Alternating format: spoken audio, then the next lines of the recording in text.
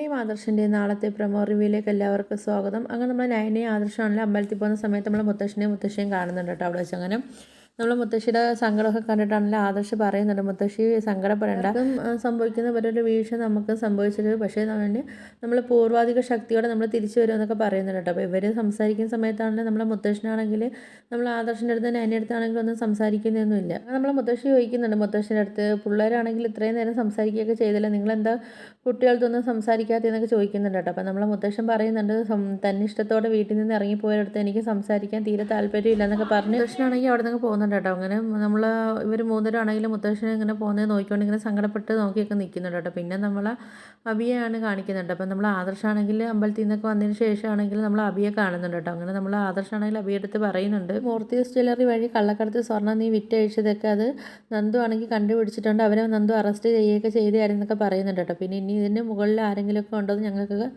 സംശയം ഉണ്ടെന്നൊക്കെ ഇങ്ങനെ ആദർശ് പറയുന്നുണ്ട് കേട്ടോ. ഇത് കേൾക്കുന്ന നമ്മൾ അബിയാണെങ്കിൽ ഒരു ഇങ്ങനെ ഷോക്ക് കണക്കെ ഇങ്ങനെ കണ്ണൊക്കെ തള്ളി നോക്കി നിൽപ്പുണ്ട് നമ്മൾ ആദർശിനെ. കിരണിൻ്റെ അടുത്താണെങ്കിൽ ആദർശ് പറയുന്നുണ്ട്, ഇങ്ങനെ നമ്മൾ നേർവഴി പോയിട്ടൊന്നും ഒരു കാര്യമില്ല, കുറച്ച് വളഞ്ഞ വഴിയൊക്കെ പോയെങ്കിൽ നമുക്ക് സത്യത്തിലേക്ക് എത്താൻ പറ്റത്തുള്ളൂ എന്നൊക്കെ പറയുന്നുണ്ട് കേട്ടോ. അപ്പോൾ ഇതൊക്കെയാണ് നാളത്തെ പ്രൊമോ റിവ്യൂ ആയിട്ട് കാണിച്ചിരിക്കുന്നത്. അപ്പോൾ നിങ്ങൾക്ക് എൻ്റെ വീഡിയോസൊക്കെ ഇഷ്ടപ്പെടുകയാണെങ്കിൽ ഒന്ന് ലൈക്ക് ചെയ്ത് ഷെയർ ചെയ്ത് സബ്സ്ക്രൈബ് ചെയ്ത് കൂടുതലുള്ള ബെല്ലൈക്കൺ എനേബിൾ ചെയ്ത് സപ്പോർട്ട് ചെയ്യണേ.